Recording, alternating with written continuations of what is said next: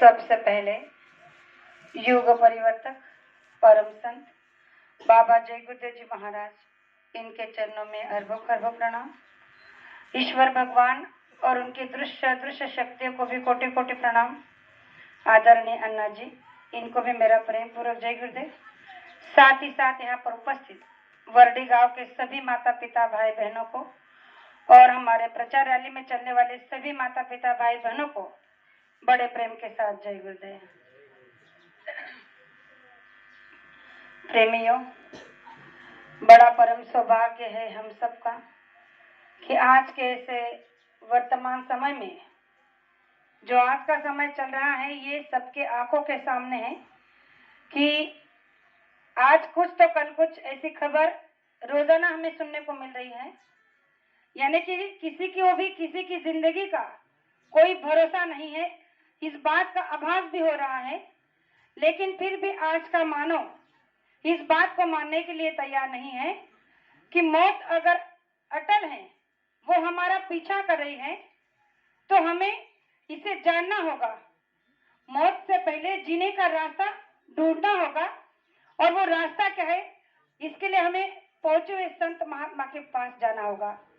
लेकिन हम तो बड़े परम सौभाग्यशाली है कि विश्व के समस्त सत्संगी भाई बहन माता पिता जो गुरु महाराज से जुड़े हैं, वो इस बात से अच्छी तरह से परिचित है कि हमें जो रास्ता मिला है वो कितना अमोलक है, कितना बेशकीमती है।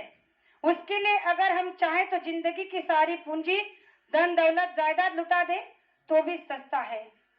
तो गुरु महाराज ने एक बार कहा कि जैसे कि सत्संग का महत्व हमने सुना, गुरु का महत्व हमने सुना, तो गुरु महाराज ने कहा कि केवल महत्व जान लेने से आपको जीवन का उद्देश्य पता नहीं होगा। इसके लिए आपको पहले सत्संग में जाना होगा। जब आप सत्संग में जाते रहोगे, सत्संग से जुड़े रहोगे, तब जाकर आपको जीवन का सही मतलब, सही लक्ष्य पता चलेगा। तो आप कहोगे कैसे? एक छोटा सा प्रमाण देना चाहती हूँ। एक बार एक प्रेमी गुरु का बड़ा ही समर्पित और अनन्य प्रेमी था। दिन रात गुरु की सेवा में अपने आप को लुटा देने की उसकी चाहत रहती थी। तो एक दिन सत्संग का समय हो रहा था, सत्संग के लिए जा रहा था कि उसने सत्संग को जाने के लिए तैयारी की, और जैसे ही रास्ते से निकलने लगा तो कुछ दूरी पर जाकर उसे जो है ठोकर लगी और वो गिर गया। वहां पर पास में कीचड़ था, सारे कपड़े जो है कीचड़ से सन गए, पूरा बदन जो है उसका कीचड़ से भर गया। तो उसने सोचा कि अब ऐसे कपड़ों के साथ तो मैं सत्संग स्थल पर जा नहीं सकता, गुरु दरबार में जा नहीं सकता, इसलिए वहां से लौटकर वापस घर गया। उसने नहाया, कपड़े बदले, फिर जाने लगा। फिर उसी जगह पर उसे ठोकर लगी, फिर उसी कीचड़ में गिरा, फिर उससे सारे बदन पर कीचड़ लगा। फिर उसने सोचा कि अभी भी इसी हालत में मैं सत्संग में नहीं जा सकता। वापस घर गया, नहाया, कपड़े बदले। अब तीसरी बार जब जाने लगा तो उसने देखा कि अंधेरे में कोई एक शख्स अपने हाथ में दिया लेकर वहां खड़ा है। तो उस चिराग की रोशनी में जब वो वहां से जाने लगा तो उस शख्स ने उसे कहा कि रुको, मैं आगे चलता हूँ, मेरे साथ तुम पीछे चलो। और उस शख्स के आगे पीछे पीछे वो भक्त चलने लगा, और जहाँ सत्संग चल रहा था महात्मा का, वहां पर ले जाकर उसने वहां छोड़ा। कहने लगे कि अब तुम अंदर जा सकते हो। तो इस भक्त ने उससे कहा कि देखो, अगर तुम यहाँ तक मुझे छोड़ने आए हो तो अंदर आकर तुम भी सत्संग सुन लो। हमारे गुरु महाराज का दिव्य सत्संग है, पता नहीं तुम्हें कब मिलेगा या नहीं मिलेगा। अगर यहाँ तक आए हो तो सत्संग को सुनकर जाना। उसने मना कर दिया। इसने दोबारा आग्रह किया कि देखो, सत्संग का महत्व बहुत बड़ा होता है, आप मेरी बात को मानो, यहाँ तक आए हो तो अंदर भी चलो। जब उसने 2-3 बार इनकार किया तो उस दिए, जिसके दिया हाथ में दिया था, चिराग था, उसने उसे कहा कि मैं अंदर नहीं आ सकता। तो उस भक्त ने पूछा कि क्यों नहीं आ सकते? उसने कहा, मैं इसलिए नहीं आ सकता क्योंकि मैं काल हूँ। उसके मुख से जब उसने ये सुना कि मैं काल हूँ, तो उस भक्त के जो है हाथ पैर ढीले पड़ने लगे। एकदम चौंक गया कि काल होकर हाथ में चिराग लेकर मुझे सत्संग स्थल तक छोड़ने आया, ये कैसे संभव है? तब उसने कहा कि जहाँ तक मैं जानता हूँ कि काल तो किसी की भी नहीं बात सुनता, और तुमने स्वयं मेरी सेवा की, मुझे यहाँ तक लाने में मेरी मदद की, तो तुम ये कैसे कर सकते हो? तो उसने कहा, कि मैंने जब पहली बार तुम सत्संग के लिए तैयार होकर घर से निकले थे और जब पहली बार तुम वहां किचन में गिरे थे तो तुम खुद नहीं गिरे थे, मैंने तुम्हें गिराया था, क्योंकि मैं ये जानता था कि मैं तुम्हें सत्संग में जाने नहीं देना चाहता था। लेकिन जब तुम उठकर खड़े हुए, वापस घर गए और जब कपड़े बदल कर दोबारा जाने लगे तो तुम्हारे गुरु ने तुम्हारे सारे पाप जो है, कर्म जो है काट दिए। जब दूसरी बार तुम कपड़े बदल कर आए, फिर से मैंने तुम्हें गिराया, ताकि इसलिए कि तुम दोबारा सत्संग में ना जा सको और उनके वचनों को ना सुन सके। लेकिन तुमने दूसरी बार भी वही किया, घर गए, अपने कपड़े को बदला, फिर सत्संग के लिए जाने लगे, तो दूसरी बार तुम्हारे गुरु ने तुम्हारे परिवार के सारे बुरे कर्म को है जो काट दिया।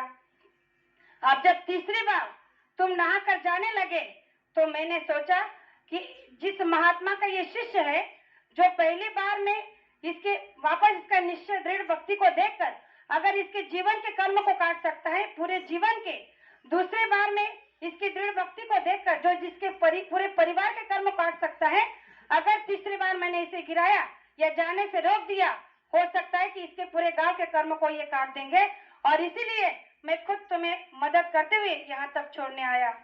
प्रेमियों, गुरु महाराज ने इस दृष्टांतों को सुनाते हुए दो बातों को रखा है। दो बातों का इसमें हम आप लोगों को सीख मिलती है कि जिस भक्त को सत्संग के जाने के लिए इतनी अड़ंगे, इतनी अड़चनें पैदा हुई, फिर भी उसने अपने अंदर में जो गुरु के प्रति विश्वास था, जो प्रेम था, जो सच्ची लगन थी, उसे टूटने नहीं दिया। उसने कहा कि चलो एक बार नहीं, दो बार सही, दो बार नहीं, तीन ही बार सही, लेकिन सत्संग तो मैं जाऊंगा ही। और उसके दृढ़ निश्चय को देखकर खुद काल ने भी उसकी मदद की। तो गुरु महाराज कहते हैं कि ऐसा दृढ़ निश्चय, ऐसी दृढ़ भक्ति जब तक आपके अंदर में नहीं आती, तब तक आपकी भक्ति नहीं बनती। और हम आप क्या करते हैं? गुरु महाराज ने कहा कि ये होती है एक सच्चे समृद्ध शिष्य की पहचान। जो सच्चे महात्मा होते हैं, उनके भी समृद्ध शिष्य होते हैं। जैसे कि कहा जाता है कि पापी कुकर्मी से भक्ति कभी ना हो, भक्ति करे कोई सुरमा, जो खून ऊंचा करो होए। तो गुरु महाराज ने कहा कि ऐसे समृद्ध शिष्य को गुरु पाना भी अपना सौभाग्य समझते हैं। तो गुरु महाराज ने कहा कि ये तो बात संसारी लोगों के लिए बहुत बड़ी है, लेकिन सत्संगियों के लिए ये बात बड़ी गौरव की हो सकती है। गुरु महाराज ने कहा कि अरे आपके घर में कभी कोई मेहमान आ जाता है, कोई अड़चन पैदा हो जाती है, कोई समस्या आ जाती है, तो आप सत्संग में जाने से आनाकानी कर देते हो, ध्यान भजन में बैठने से आनाकानी कर देते हो। जब आपका विश्वास, जब आपकी भक्ति अपने मजबूत इरादे को तोड़ नहीं सकती, तो आप भक्ति कैसे करोगे? इसलिए गुरु महाराज ने कहा कि चाहे जो भी हो जाए, आपको सुबह और शाम को समय देना ही देना है। अगर इस विश्वास के साथ आप गुरु को अपने अंदर में रखोगे, तो गुरु महाराज ने कहा कि मैं स्वयं तुम्हें सुबह भी जगाने के लिए आऊंगा और शाम को जगाने के लिए आऊंगा। जिस तरह से काल हमारी मदद कर सकता है, तो क्या दयाल हमारी मदद करने नहीं आएंगे?